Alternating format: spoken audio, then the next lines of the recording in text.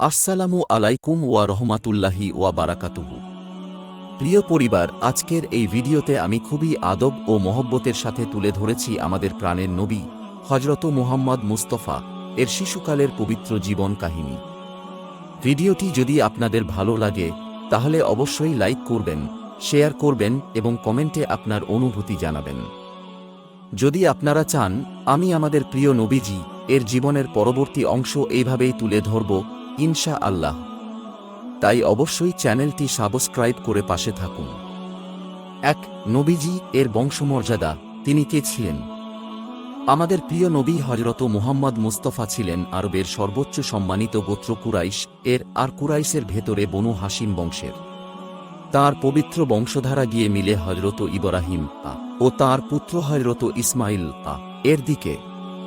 এটা আল্লাহর বিশেষ নির্বাচন, অর্থাৎ যে নবী সমগ্র মানবজাতির জন্য রহমত হয়ে আসবেন তাকে আল্লাহ এমন এক সম্মানিত বংশে পাঠালেন। ২. জন্মের আগে পরে এক রহস্যময় নুরানি সূচনা। আমাদের প্রিয় নবী হযরত মুহাম্মদ জন্মগ্রহণ করেন মক্কা শরীফে, সাধারণভাবে যাকে বলা হয় আমুল ফিল অর্থাৎ হাতির বছর। ইতিহাসবিদদের অধিকাংশ মতে এটি ৫৭০ ডিভিশন ৫৭১ খ্রিস্টাব্দের কাছাকাছি। প্রেভিয়াস কুরআন খাম যোগ ১ তাঁর পবিত্র পিতা মাতা পিতা হযরত আব্দুল্লাহ ইবনে আব্দুল মুত্তালিব, মাতা হযরত আমিনা বিনতে ওহাব। এখানে একটি খুব হৃদয়বিদারক বিষয় আছে। আমাদের নবীজি এর পিতা তাঁর জন্মের আগেই ইন্তিকাল করেন, অর্থাৎ তিনি এই দুনিয়ায় আসেন এক বিশেষ পরীক্ষা নিয়ে, যিনি পরে সমস্ত ইয়াতিমের আশ্রয় হবেন। আল্লাহ তাকে নিজেই ইয়াতিম অবস্থায় দুনিয়ায় আনলেন। ৩. জন্মের পর প্রথম স্নেহ, হযরত আমিনা এর কোলে নবীজি এর জন্মের পর প্রথম যে বুক তাঁকে আগলে রাখে তা হল মা আমিনা এর বুক। কিন্তু আরবের একটি রীতি ছিল শিশুদেরকে শহরের দূষিত পরিবেশ থেকে দূরে মরুভূমির বিশুদ্ধ পরিবেশে শুদ্ধ আরবি ভাষা শেখার জন্য দুধমা এর কাছে লালন পালনের জন্য দেওয়া হতো। এভাবেই আমাদের প্রিয় নবী চলে যান তাঁর বিখ্যাত দুধমা হযরত হালিমা সাদিয়া এর ঘরে। ৪. হালিমা সাদিয়া এর ঘরে বরকতের বৃষ্টি। এ অংশটি অত্যন্ত মর্মস্পর্শী। হযরত হালিমা সাদিয়া যখন আমাদের প্রিয় নবী কে নিজের ঘরে নিয়ে যান তখন তার পরিবারে দারিদ্র্য ছিল, পশুগুলো শুকনো ছিল, বাহন দুর্বল ছিল। কিন্তু নবীজি কে ঘরে নেওয়ার পর একের পর এক বরকত নেমে আসে। শুকনো পশু দুধ দিতে শুরু করে, রিক বেড়ে যায়, ঘরে স্বস্তি আসে, যাত্রার গতি পর্যন্ত বদলে যায়। এটি মুসলিম সিরাত গ্রন্থগুলোতে অত্যন্ত প্রসিদ্ধ ঘটনা হিসেবে বর্ণিত। শিক্ষা: যে ঘরে নবীর ভালোবাসা প্রবেশ করে সে ঘরে রহমত নেমে আসে। ৫. শিশুকালে নবীজি এর পবিত্রতা, শক্কে সাদর, বক্ষ বিদারণ ঘটনা। শিশুকালে একটি বিস্ময়কর ঘটনা ঘটে যাকে বলা হয় শক্কে সাদর অর্থাৎ বক্ষ উন্মোচন, বক্ষ বিদারণ। বর্ণনায় এসেছে ফেরেশতারা এসে নবীজি এর বুক মোবারক খুলে হৃদয়কে পবিত্র করেন। এটা কেন? কারণ তিনি কোনো সাধারণ মানুষ নন, তিনি সেই সত্তা যার হৃদয় হবে ওহির কেন্দ্র, যার বুক হবে আল্লাহর কালামের আমানত রাখার স্থান। অর্থাৎ শৈশব থেকেই আল্লাহ তাঁর হাবিব কে বিশেষ হেফাজতে রেখেছেন। ৬ বছর বয়সে মা আমিনা কে হারানো এখন আসছে খুব কষ্টের একটি অধ্যায়। আমাদের প্রিয় নবী যখন প্রায় ৬ বছর বয়সী তখন তিনি তাঁর মা হযরত আমিনা এর সাথে মদিনার দিকে আত্মীয়দের দেখতে গিয়েছিলেন।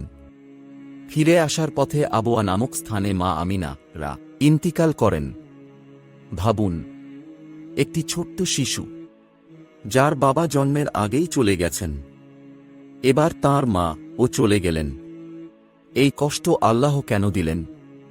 কারণ আল্লাহ চেয়েছিলেন তাঁর হাবিব কে মানুষ নয় স্বয়ং আল্লাহ গড়ে তুলবেন।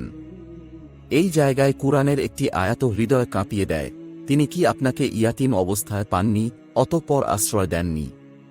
সূরা আদ ২৯ এ আয়াত যেন সরাসরি আমাদের নবীজি এর শৈশবের ব্যথাকে ছুঁয়ে যায়। ৭-৮ বছর বয়সে দাদা আব্দুল মুত্তালিব এর ইন্তিকাল। মা কে হারানোর পর তাঁর আশ্রয় ছিলেন তাঁর দাদা হযরত আব্দুল মুত্তালিব। তিনি নবীজি কে অত্যন্ত ভালোবাসতেন। কাবাঘরের পাশে তাঁর বিশেষ আসন ছিল, কিন্তু ছোট্ট মুহাম্মদ এসে সেখানে বসলেও তিনি কাউকে বারণ করতেন না, কারণ তিনি বুঝতেন এই শিশু সাধারণ শিশু নয়। কিন্তু অল্প কিছুদিন পর দাদাও ইন্তিকাল করেন। তখন নবীজি এর বয়স প্রায় ৮ বছর। চাচা আবু তালিব এর তত্ত্বাবধানে বড় হওয়া, এরপর তাঁর লালন পালনের দায়িত্ব নেন চাচা আবু তালিব। তিনি আর্থিকভাবে খুব ধনী ছিলেন না, কিন্তু নবীজিকে অত্যন্ত ভালোবাসতেন। নবীজি ও ছোটবেলা থেকেই বুঝতেন পরিবারের কষ্ট কি। এজন্য তিনি কখনো বিলাসী ছিলেন না। তিনি অল্পে তুষ্ট, শান্ত, গভীর চিন্তাশীল ও নরম স্বভাবের ছিলেন। শিশুকাল ও কৈশোর কেন তিনি সবার থেকে আলাদা ছিলেন? এখানে খুব গুরুত্বপূর্ণ একটি বিষয় আছে।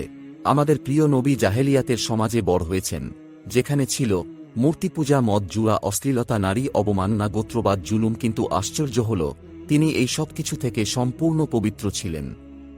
তিনি কখনো মূর্তি পূজা করেননি, মদ পান করেননি, মিথ্যা বলেননি, অশ্লীলতায় জড়াননি, কারো হক নষ্ট করেননি। অর্থাৎ নবুয়াত পাওয়ার আগেই আল্লাহ তাকে গুনাহের ময়লা থেকে বাঁচিয়ে রেখেছেন।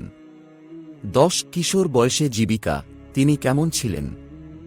নবীজি শৈশবে ও কৈশোরে মেষ চড়িয়েছেন। এটা অনেক নবীর শূন্যত বটে। এর ভেতরে একটি গভীর রহস্য আছে। মেষ চড়ানো কেন? কারণ যে ব্যক্তি পশুর একটি দলকে ধৈর্য, দয়া ও সঠিক পথে পরিচালনা করতে শিখে, সে একদিন মানবজাতিকেও হিদায়াতের পথে ডাকতে পারে। অর্থাৎ মেষপালক থেকে উম্মতের রাখাল, এ ছিল